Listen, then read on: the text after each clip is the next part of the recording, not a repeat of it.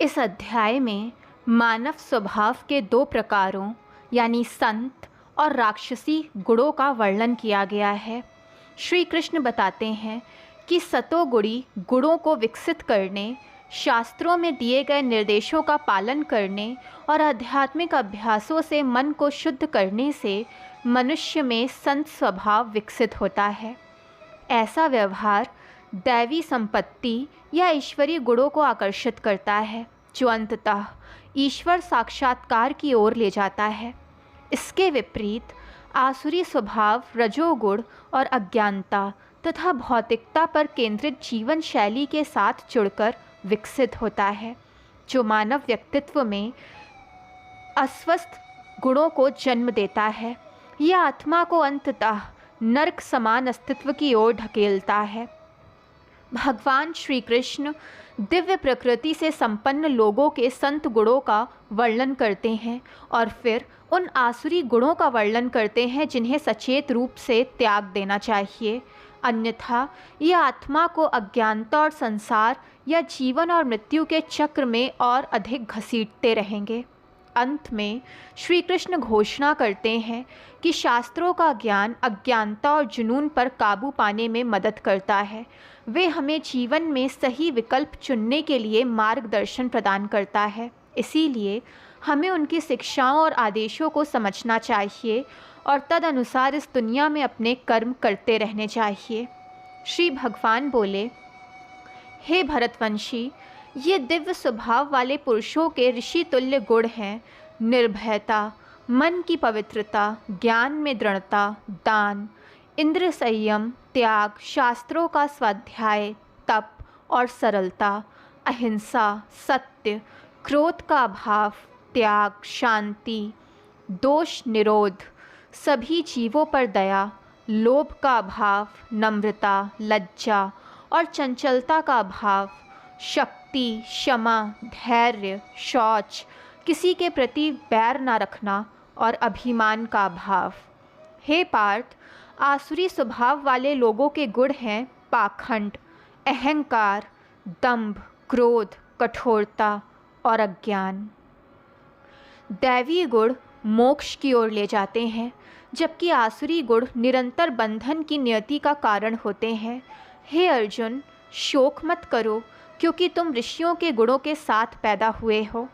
इस संसार में दो प्रकार के जीव हैं, दैवीय गुण वाले और आसुरी प्रवृत्ति वाले। हे अर्जुन, मैंने दैवीय गुणों का विस्तार पूर्वक वर्णन किया है। अब तू मुझसे आसुरी गुण के विषय में सुन। आसुरी प्रकृति वाले लोग ये नहीं समझ पाते कि कौन से कर्म उचित हैं और कौन से अनुचित, इसीलिए उनमें ना तो पवित्रता होती है, ना अच्छा आचरण और ना ही सत्य। वे कहते हैं, ये दुनिया परम सत्य से रहित है, इसमें कोई आधार नहीं है और इसमें कोई ईश्वर नहीं है। ये दो लिंगों के संयोजन से बना है और इसका यौन संतुष्टि के अलावा कोई दूसरा उद्देश्य नहीं है। ऐसे विचारों को दृढ़तापूर्वक पकड़े रहने से ये भ्रमित आत्माएं अल्प बुद्धि और क्रूर कार्यों के साथ संसार के शत्रु बनकर उसके नाश की धमकी देने लगती हैं।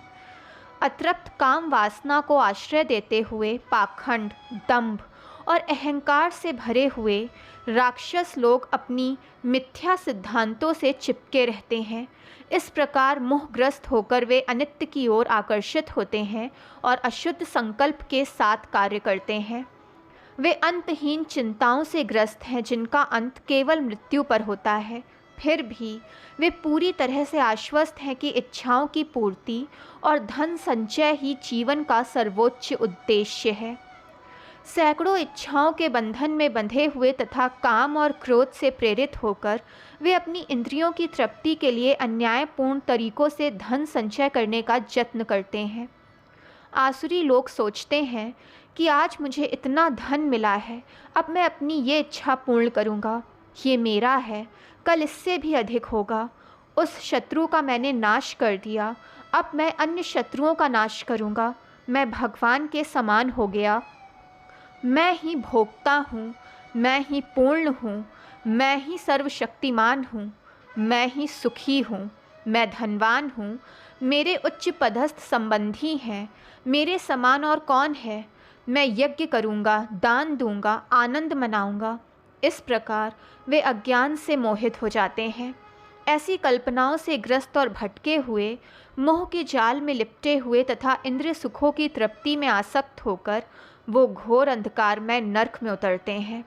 ऐसे दंभी और हठीले लोग जो अपने धन के मद में चूर होकर नाम मात्र के लिए ही दिखावटी यज्ञ करते हैं और शास्त्रों के नियमों की परवाह नहीं करते, अहंकार, बल, घमंड, इच्छा और क्रोध से अंधे होकर राक्षस मुझे गाली देते हैं, जो उनके अपने शरीर में और दूसरों के शरीर में मौजूद है। इन क्रूर और घृणित व्यक्तियों, मानव जाति के नीच और दुष्टों को मैं निरंतर भौतिक जगत में पुनर्जन्म के चक्र में समान आसुरी प्रवृत्ति वाले लोगों के गर्भ में डाल देता हूँ। ये अज्ञानी आत्माएं बार बार आसुरी योनियों में जन्म लेती हैं। हे अर्जुन, मुझ तक पहुँचने में असफल होने पर वे धीरे धीरे सबसे घृणित प्रकार के अस्तित्व में डूब जाते हैं। आत्मा के लिए आत्मविनाश रूपी नरक में जाने के 3 द्वार हैं, काम, क्रोध और लोभ। इसीलिए इन तीनों का त्याग कर दो। जो लोग अंधकार के 3 द्वारों से मुक्त हैं, वे अपनी आत्मा के कल्याण के लिए प्रयास करते हैं और इस प्रकार परम लक्ष्य को प्राप्त करते हैं। जो लोग शास्त्रों के आदेशों को त्याग कर कामना के आवेग में आकर कार्य करते हैं, उन्हें ना तो सिद्धि प्राप्त होती है, ना सुख, ना ही जीवन में परम लक्ष्य की प्राप्ति होती है। इसीलिए क्या करना चाहिए और क्या नहीं, इसका निर्णय करने के लिए शास्त्रों को अपना आधार बनाओ। शास्त्रों के आदेशों और शिक्षाओं को समझो और फिर उसी के अनुरूप इस संसार में अपने कर्म करो। दोस्तों, जानकारी पसंद आई हो तो चैनल को लाइक, सब्सक्राइब एंड शेयर करें ताकि चैनल की नोटिफिकेशंस आपको मिलती रहें।